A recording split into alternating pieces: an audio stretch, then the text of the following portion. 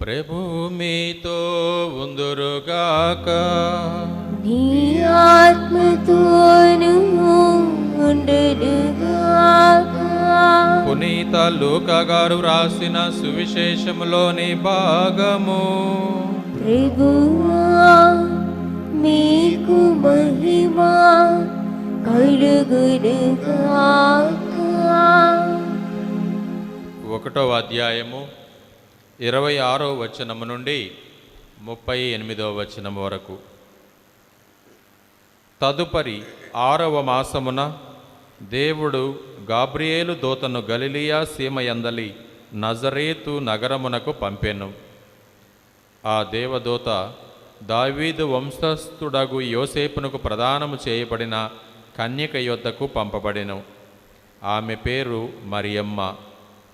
దేవదూత లోపలికి వచ్చి ఆమెతో, అనుగ్రహ పరిపూర్ణురాలా, నీకు శుభము, ఏలినవారు నీతో ఉన్నారు అనెను. మరియమ్మ ఆ పలుకులకు కలత చెంది ఆ శుభవచనము ఏమిటో అని ఆలోచించుచుండగా దేవదూత, మరియమ్మ భయపడకుము, నీవు దేవుని అనుగ్రహమును పొందియున్నావు. ఇదిగో నీవు గర్భము ధరించి కుమారుని కనెదవు. ఆ శిశువునకు యేసు అని పేరు పెట్టుము. ఆయన మహానీయుడై మహోన్నతుని కుమారుడని పిలువబడును. ప్రభువగు దేవుడు తండ్రి అయిన దావీదు సింహాసనమును ఆయనకిచ్చును. ఆయన సర్వదా యాకోబు వంశీయులను పరిపాలించును. ఆయన రాజ్యమునకు అంతమే ఉండదు అనెను. అంతట మరియమ్మ, నేను పురుషుని ఎరుగును కదా, ఇది ఎట్లు జరుగును అని దూతను ప్రశ్నించెను. అందుకు ఆ దూత ఇట్లనెను, పవిత్రాత్మ నీపై వేంచేయును, సర్వోన్నతుని శక్తి నిన్ను ఆవరించును.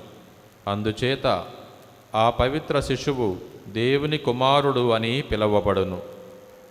నీ చుట్టమగు ఎలిజబెతమ్మను చూడుము, ఆమెకు వయస్సు మళ్ళినది కదా. గొడ్రాలైన ఆమె గర్భము ధరించి ఇది 6వ మాసము. ఏలైనా దేవునికి అసాధ్యమైనది ఏదియును లేదు. అంతటా మరియమ్మ, ఇదిగో నేను ప్రభువు దాసురాలను, నీ మాట చొప్పున నాకు జరుగునుగాక అనెను. అంతటా ఆ దూత వెళ్ళిపోయెను. ఇది క్రీస్తుని సువిశేషము. క్రీస్తువా స్తుతి కలుగునుగాక.